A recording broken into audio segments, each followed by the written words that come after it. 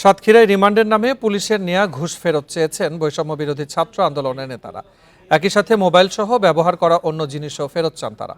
নইলে অভিযুক্ত পুলিশ কর্মকর্তাদের বিরুদ্ধে আইনগত ব্যবস্থা নেওয়ার হুমকি দিয়েছেন ছাত্রদের পক্ষের আইনজীবীরা। প্রিয় নম্বর সেট করে বিকাশে সেন্ড মানি করুন ফ্রি।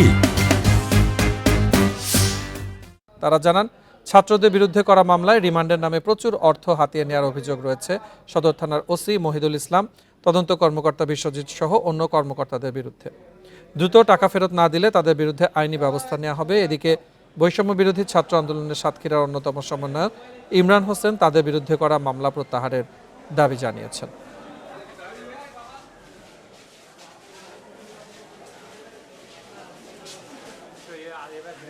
যে নির্যাতনের শিকার হয়েছি, এটা আমাদের যে আইনগত যে প্রক্রিয়ার মধ্যে যে বাধাটা ছিল ওই সময়টাই আমরা যে অ্যারেস্ট হয়েছি, এটা আমাদের পরিবারকে জানানো হয়নি সেই সময়।